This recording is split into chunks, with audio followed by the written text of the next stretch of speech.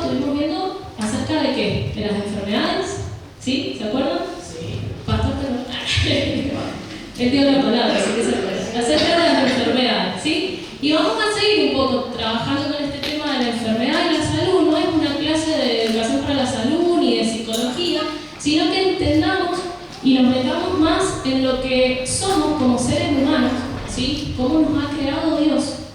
Nos ha creado con un espíritu, con un cuerpo y con un alma, ¿sí? Y todo esto está relacionado. Somos seres integrales y estamos relacionados en espíritu, mente, cuerpo, alma, que es un poco lo que recién hablaban las chicas.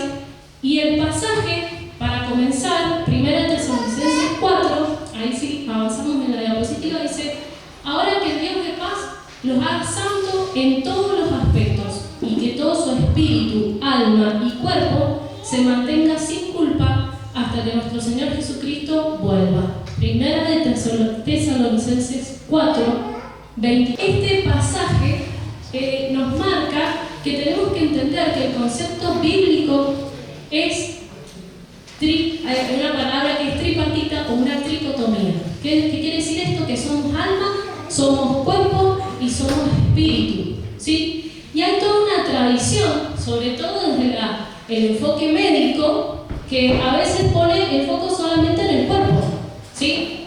Todo pasa por el cuerpo, es un enfoque biologicista o biomédico, que todo pasa por el cuerpo y todo lo que te pasa en el cuerpo no tiene relación ni con tu alma, ni con tus emociones, ni con tu espíritu, ¿sí? Entonces tenemos que entender que en la Biblia, ya el pasaje, hay un montón de pasajes, pero este de 1 Tesalonicenses nos dice que somos espíritu, cuerpo y alma, ¿sí? El espíritu es lo que nos ha dado Dios, ¿sí? Proviene de Dios, somos seres espirituales, tiene que ver con nuestra conciencia, con nuestra comunión, ¿sí? Lo más profundo de nuestro ser. El alma tiene que ver con las emociones, la voluntad, ¿sí?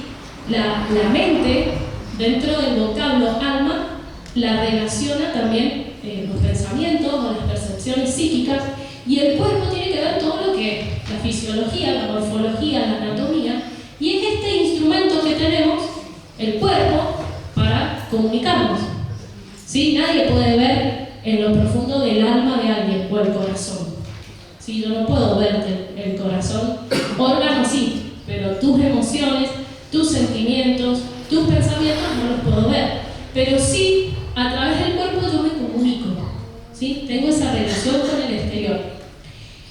Y justamente vamos a ver la historia, algo sobre la historia de Pablo. Tiene tantas cosas Pablo para aprender, pero hoy nos vamos a concentrar en un aspecto particular de Pablo. Y el primer punto, ¿sí? El primer punto de este mensaje es factor de riesgo. Sí, está relacionado con la salud. Factor de riesgo.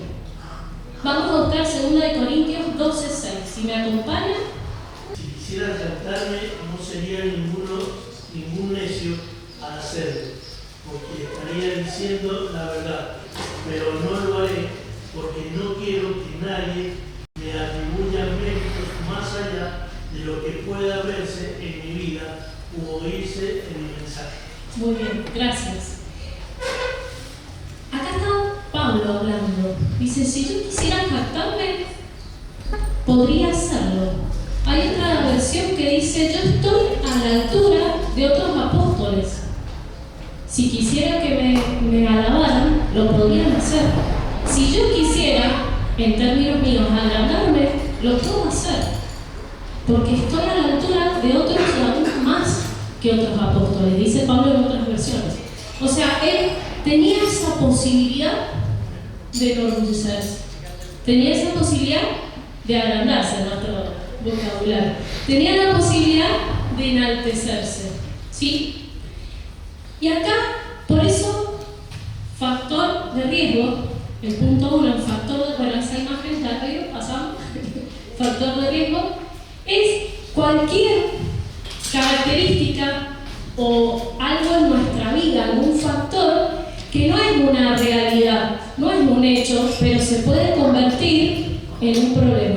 Es algo potencial. En la medicina se habla del factor de riesgo como algo que tenemos, pero que que se puede convertir en una enfermedad. Por ejemplo, ¿cuáles son los factores de riesgo más comunes? El sobrepeso, el factor genético, la mala alimentación, las adicciones, el consumo, el sedentarismo. Si tenemos todo eso, se puede convertir en diferentes enfermedades, ¿sí? Por eso tenemos que prestarle atención. Un factor de riesgo es algo que le tenemos que prestar atención, que se puede convertir en un problema, ¿sí? Y acá Pablo tenía un factor de riesgo. No era una realidad, no era algo que ya se había manifestado, pero era algo que tenía que prestar atención. Ojo, yo me puedo enaltecer. Yo me la puedo creer, porque tengo para compararme con otros apóstoles. Si no tenía Pablo, yo tengo, puedo alabarme, pero no soy nada, dice en el versículo. Pablo mismo dice, no soy nada. Este factor de riesgo en Pablo era el orgullo, ¿sí? La posibilidad de robarle la gloria a Dios. ¿Quiénes tienen este factor de riesgo? Creo que todos entramos, ¿no? En caer en el orgullo, algo malo que puede convertirse en el orgullo. Y ese factor de riesgo, el orgullo, ¿sí? Es justamente nada más ni nada menos que robar la gloria a Dios. Qué grave problema. Ahora bien, Pablo dice, estoy a la altura de otros apóstoles, pero no soy nada. Él sabía, él tenía conocimiento. Ojo, que yo me la puedo creer, puedo sacarle la gloria a Dios, puedo ponerme en su lugar, pero sé que no soy nada. Todos los seres humanos tenemos este problema, queremos poner en el lugar de Dios a nosotros mismos y no depender de Él. Vivir sin su guía, alabarnos a nosotros mismos o buscar el reconocimiento de los demás. Ese es el punto primero. El factor de riesgo de Pablo era el orgullo. Pasamos al siguiente. Si es que la ven, si no me siguen, me escuchan. Una acción preventiva, ¿sí? Vamos a leer el versículo 7, el que continúa de 2 Corintios 12:6. Si alguno también lo puede leer. Versículo 7. Para impedir que me vuelva orgulloso, se me dio una espina en mi carne, un mensajero de Satanás para atormentarme e impedir que me vuelva orgulloso. Sí, hemos escuchado sobre el aguijón de Pablo. Han habido varias explicaciones sobre qué era esto que tenía Pablo. Un aguijón, una estaca en la carne, puede haber sido una enfermedad física, puede haber sido malaria, puede haber sido problema de vista, insomnio, migraña, dolores de cabeza o tormentos psíquicos, mentales. Él tenía ese aguijón, él tenía esa estaca clavada en su vida. Ahora, fíjense lo que dice, para impedir que me vuelva orgulloso. Esto que le atormentaba a Pablo le recordaba una acción preventiva. Te recuerdo, te advierto que no le robes la gloria a Dios. Y a lo mejor ese recordatorio era bien físico, lo tenía en su físico. La palabra de Dios también dice, en 2 Corintios 4:7, dice, ahora tenemos esta luz que brilla en nuestro corazón, pero nosotros mismos somos como frágiles vasijas de barro que contienen este gran tesoro. Esto deja bien claro que nuestro gran poder proviene de Dios y no de nosotros mismos. El Señor nos conoce, nos creó, somos sus criaturas. Y en toda la historia de la humanidad podemos ver cuántas veces el ser humano quiso enaltecerse, quiso sobrepasar la gloria de Dios, se la creyó y quiso ponerse en el lugar de Dios. Lo hemos visto en toda la historia, ¿sí? A través de la historia del cristianismo y a través de la historia de la humanidad vemos cómo el ser humano orgulloso es una persona peligrosa, ¿sí? Es una persona que en un momento ya no tiene control de sí y quiere lograr cosas que no puede. Ahora, el Señor también nos dice, somos vasijas de barro. Somos vulnerables, ¿sí? Y acá, un poco volviendo al mensaje del domingo pasado, estamos en este mundo rodeados de aflicciones, rodeados de enfermedades y somos vulnerables y nos podemos enfermar y podemos sobrepasar una crisis. Ahora, este aguijón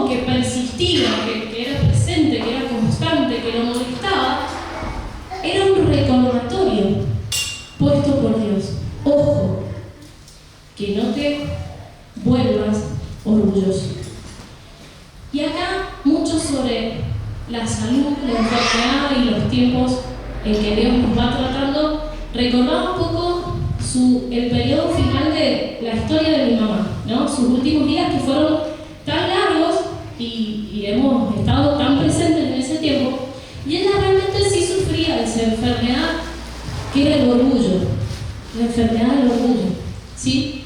Y muchas veces el Señor en ese tiempo físicamente tuvo que trabajar con ella y poner ciertas aguijones, estacas, espinas, para decir: Señor, dependo 100% de vos. Y en un momento me acordaba que ella dijo, en un hospital estaba, dice: acabo de entender. Ella era profesional de la salud, era bioquímica. Dice: acabo de entender. No es peor la enfermedad física. La peor enfermedad es la del alma. Si yo prefiero 1000 veces tener un cáncer como tengo y no una enfermedad del alma, porque el alma es lo que va a trascender, y un alma sin Dios es lo peor que te puede pasar.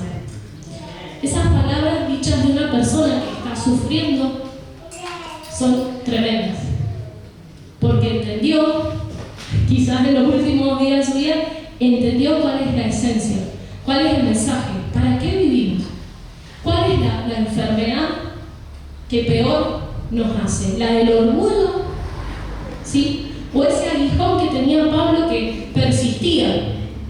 Y Pablo se hizo esta pregunta: Señor, ¿por qué?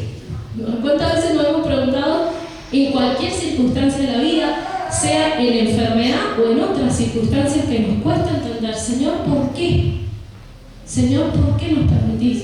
¿Por qué me permitís que yo pase por esto? ¿Cuál es el propósito? Señor, ¿por qué me sucede esto? Y la palabra de Dios dice que él hizo 3 veces esta pregunta al Señor. Yo me imagino que le daba, bueno, si éramos nosotros, yo se hubiese hecho 3000 veces, no sé. Pero hizo varias veces esta pregunta. Y el Señor, en la tercera vez, Él le responde. Y ahí, fíjense lo que el Señor le responde. Dice: cada vez, el Señor me dijo: mi gracia es todo lo que necesitas. ¿Sí? Bástate mi gracia. Mi gracia es todo lo que necesitas, porque mi poder actúa en tu debilidad. Así que ahora sí tengo que jactarme en mis debilidades para el poder de Cristo, para que el poder de Cristo pueda actuar a través de mí. ¿Escuchar? ¿Escuchar? Mi gracia es todo lo que necesitas, ¿sí? Porque mi poder se perfecciona en tu debilidad. Bienvenida sea entonces esa debilidad, eso que no entiendo, eso que me atormenta, eso que quiero que el Señor me lo saque, pero en realidad es una oportunidad para que el poder de Dios actúe. Su poder se perfecciona en nuestra debilidad. Fuerza en la debilidad. Es el punto 3.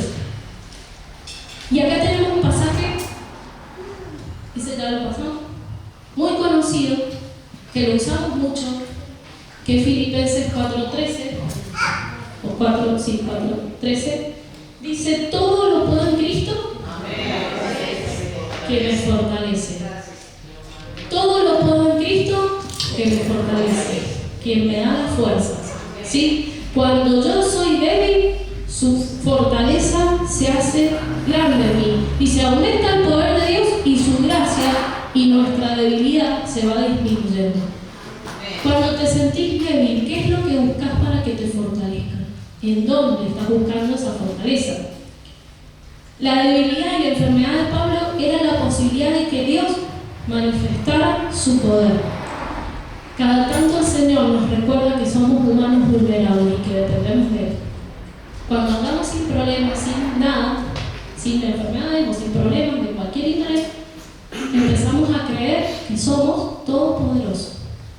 Empezamos a creer que lo podemos todo, que no necesitamos nada, no necesitamos depender de nadie, podemos vivir solos. Así somos los seres humanos. Tenemos esa tendencia. Pero realmente el Señor nos recuerda cada tanto que somos vulnerables. Y el Señor situaciones que no entendemos, pero es para entender nuestra condición humana, es para prevenir una enfermedad mucho más peor que la física, que es la del alma, la del corazón, la espiritual, la de las emociones.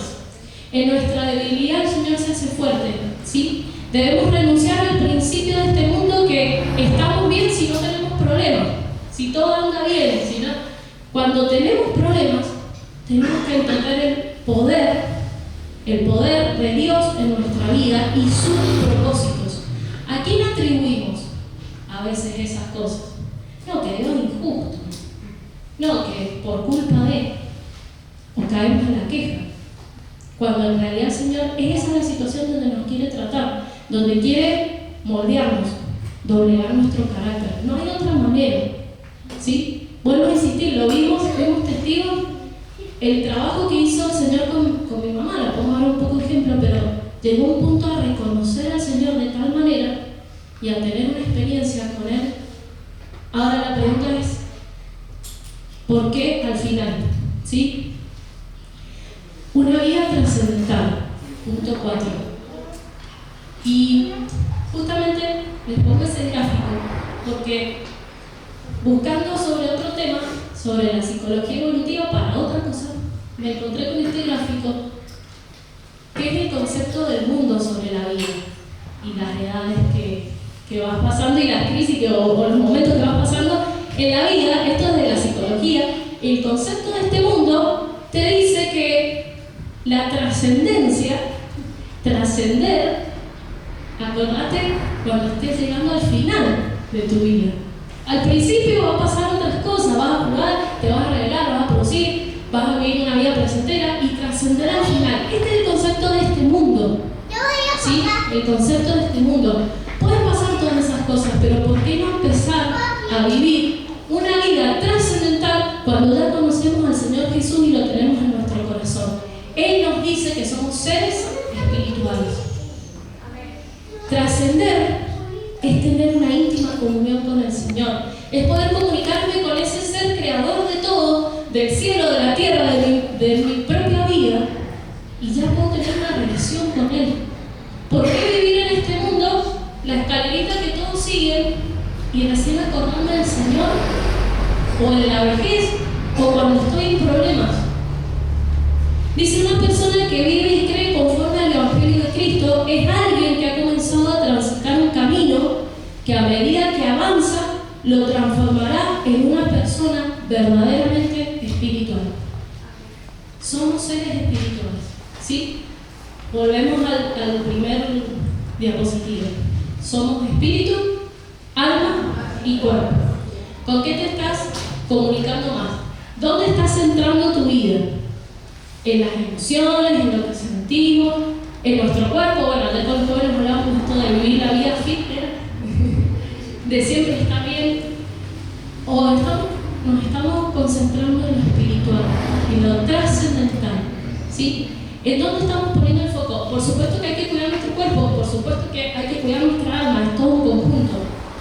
Pero desde el primer momento que conocemos al Señor tenemos que buscar ser esa persona que se conecta directamente con Él. Gálatas 6:1 dice, hermanos, ustedes que son espirituales, somos seres espirituales, tenemos un espíritu puesto por Dios en nuestra vida. La persona se abre a la dimensión trascendente cuando se relaciona directamente con el Señor, trasciende este cuerpo y este alma, y espiritualmente, espíritu con espíritu, podemos comunicarnos con el Señor. ¿Qué fue lo que pasó más temprano en la canción? En las canciones, en la última, sobre todo en mí, ese impacto sobre nuestro espíritu, es decir, Señor, estoy a pleno en tu presencia, siento tu presencia, siento tu voz, siento tu fuerza. Y esa es la conexión que necesitamos para trascender, para empezar a tener una vida trascendental que trascienda a esto que vivimos en este cuerpo y en esta tierra. Dice Hebreos 4:12, también Gaby hablaba un poco de esto, dice, la palabra de Dios es viva y poderosa, es más cortante que cualquier espada de 2 filos. Penetra entre el alma y el espíritu. Fíjense, entre la articulación y la médula del hueso.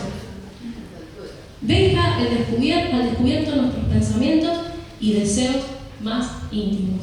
Hasta el tuétano, hasta las coyunturas, hasta el alma y partirlas, dice otra versión. ¿Hasta dónde llega la palabra? ¿Hasta dónde llega la palabra de Dios? Hasta lo más profundo de nuestro ser. Y nos habla del cuerpo, del alma, del espíritu. La palabra de Dios es más cortante que una espada de doble filo. No significa entonces estar sano solo ausencia de enfermedad o no tener enfermedad física. Creo que llegada a una edad, la mayoría desarrolla alguna enfermedad. ¿Sí?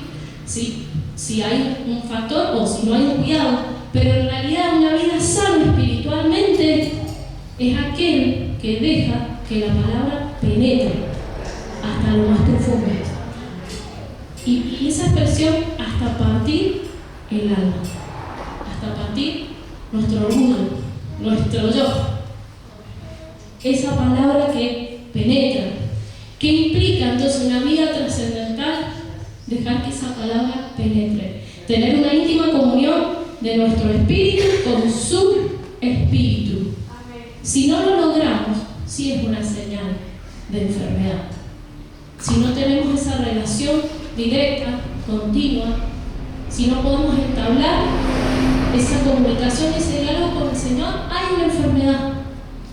El orgullo, la independencia, los malos pensamientos, la queja, la desobediencia, el resentimiento, el rencor, el odio, la amargura. ¿Qué es lo que nos está impidiendo?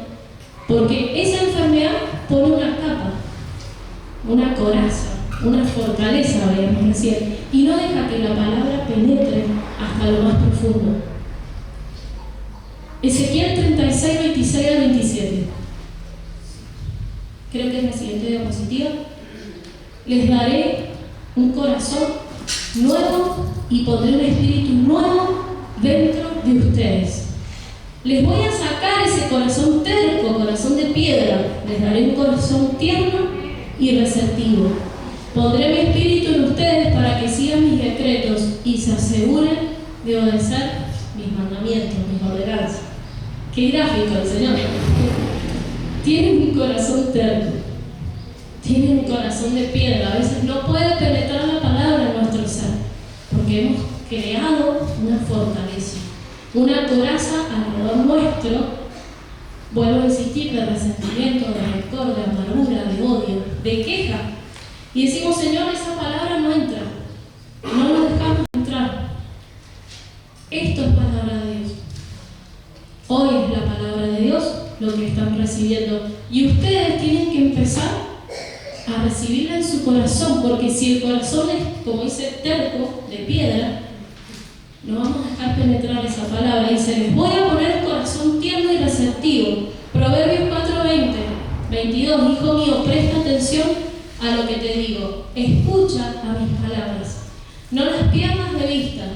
Déjalas llegar hasta lo profundo de tu corazón. Traen vida a quienes las encuentran y dan salud a todo nuestro cuerpo. ¡Wow! ¿Qué hizo Pablo? Se quedó en la queja con ese aguijón clavado, dijo, yo no lo voy a predicar en ninguna iglesia, no voy a predicar el evangelio porque esto me duele. Esto no lo puedo sobrellevar. No hizo eso. ¿Sí? Pablo hizo todo lo contrario. ¿Cuántas cosas hizo Pablo? Pero aún teniendo ese aguijón. ¿Cuántas cosas nosotros podemos hacer siendo sanos espiritualmente y tomando esas decisiones de salir de este estado de crisis, de queja, de lucha, de miedo, de angustia? Salir de esa situación. Así esa situación esté, nosotros tenemos que decidir ser sanos, decidir servir y decidir trascender a esta vida que es física, que es terrenal, que es corporal, pero ya podemos empezar a tener esa calidad de vida espiritual, porque somos seres espirituales. ¿Cuál es la decisión que tomó Pablo? Fíjense este pasaje que lo hemos leído tantas veces. Para mí, el vivir es Cristo. Vivir significa vivir para Cristo. Y el morir es ganancia. Reina Valera, el morir aún es mejor en NTV. El morir también es vivir en Cristo. Si morimos, ¿cómo era? Si vivimos, para Él vivimos. Somos el Señor. Hay un libro, ¿no? Y si vivimos, para Él vivimos. Y si morimos, para Él morimos. ¿Será que vivamos o que muramos? Somos del Señor, somos del Señor. Amén. ¡Wow! ¿Qué hacemos con este principio? Si vivimos, para Él vivimos. Y si morimos, para Él morimos. Entender que todo lo que necesitamos es la gracia de Dios. Eso es una vida trascendental. Mi gracia es todo lo que necesitas. Mi gracia es todo lo que necesitas. Bástate mi gracia, porque mi poder se perfecciona en mi debilidad. Esa es una decisión trascendental. Poder creer y asimilar en nuestra vida que su poder sobre todas las cosas es mi debilidad, que voy a seguir siendo una vasija de barro. No voy a cambiar mi naturaleza, lo vulnerable del ser humano, ¿sí? Pero sí puedo empezar a tener esa experiencia trascendental de vivir cada día en una comunión, en una comunicación íntima con este Padre que me ama. Su gracia, decíselo lo que tenemos al lado, su gracia es todo lo que necesitas. El Señor se hace poderoso y se hace grande en nuestros problemas, en nuestras debilidades, pero tenemos que dejar que su palabra penetre en nuestro ser. Amén.